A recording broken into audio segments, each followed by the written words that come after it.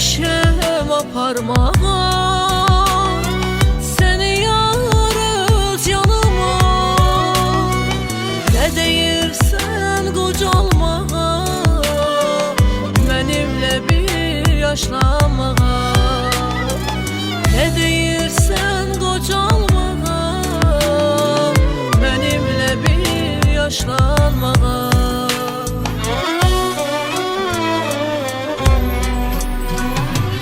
Yaşat mənə dünyanın ən gözəl anlarını,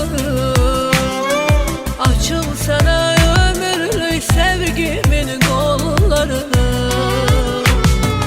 Yaşat mənə dünyanın ən gözəl anlarını, açım sənə ömürlük sevgimin qollarını. Yaşat mənə bu dünyanın ən gözəl anlarını. Açım sənə sevgimin qollarını. Açım sənə sevgimin qollarını.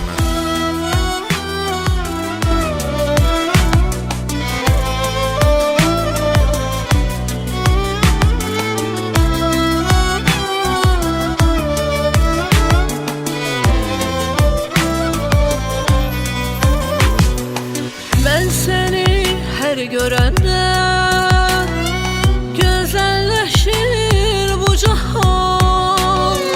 Mən səni hər görəndə gözəlləşir bu cahan.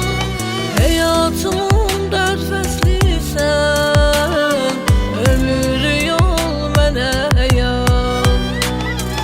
Həyatımın dörd fəslisən, ömürlü yol mənə yan.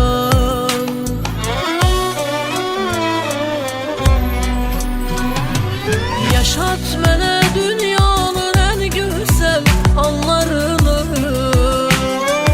açım sənə ömürlük sevgimin qollarını.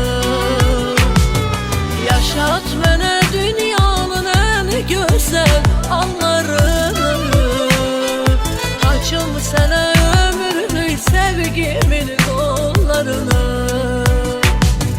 Yaşat mənə dünyanın ən gözəl anlarını,